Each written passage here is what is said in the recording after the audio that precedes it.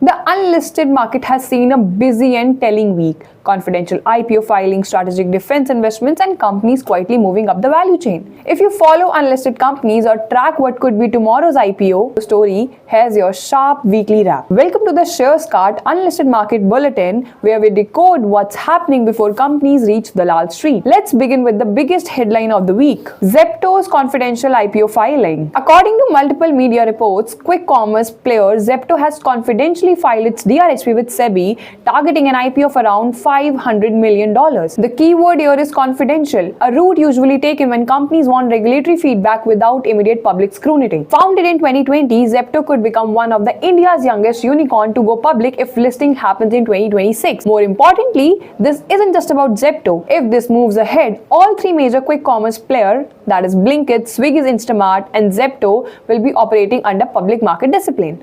The takeaway is very simple. Scale alone won't be enough anymore. Cash burn, unit economics, and profitability timelines are new front and center. And while consumer internet companies talk about growth and scale, traditional engineering businesses are dealing with a very different channel. Second news, Spray Engineering Devices orders are strong, but cash is slow. Spray Engineering Devices Limited present a similar unlisted market paradox. The company holds over 100 patents and 800 crore order book and works with some of the India's largest industrial clients. Yet, clearly 60% of the receivables are delayed beyond 6 months. This isn't due to weak demand. It's the nature of long cycle project execution where 10 to 15% payments are retained for up to 2 years. FY25 reflected this pressure with softer revenues and margins. However, H1 FY26 shows improvement. Revenues picked up, margin moved back into double digits, and execution efficiency improved.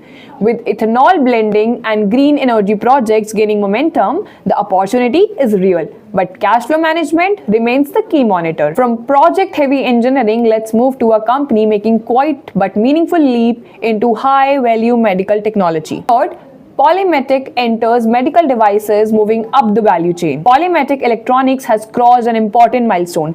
It has become the first Indian company to manufacture and register a fully regulated vein finder medical devices under CDSCO norms. This marks a strategic shift from being largely a component supplier to becoming a product-led medical technology player. The device is based on Polymetic's own near-infrared semiconductor technology and complies with both Indian and global quality standards. Beyond the product itself, this reduces import dependence and strengthens India's medical device ecosystem. The company plans additional launches and wider regulatory approvals going ahead. While some companies are reinventing themselves, others are returning to the market with a more realistic approach. Next, Oyo's third IPO attempt, a more grounded story. Oyo's parent entity Prism has confidentially filed for an IPO aiming to raise up to 6,650 crore at a valuation of 7 to 8 billion. This is Oyo's third attempt, and notably at a far more measured valuation than earlier plans. The filing follows improved profitability, better quality performance, and balance sheet cleanup. There is currently no offer for sale component, indicating the focus is on fresh growth capital. It reflects a larger shift. Markets are now rewarding discipline, not just aggressive expansion. And away from consumer and hospitality, capital is steadily flowing into the strategic and national priority sectors. Next, Boundless Capital has made a minority investment in defense technology firm JSR Dynamics. The company works on advanced airborne weapon systems, including glide bombs and loitering munitions. It is led by a former vice chief of the Indian Air Force, lending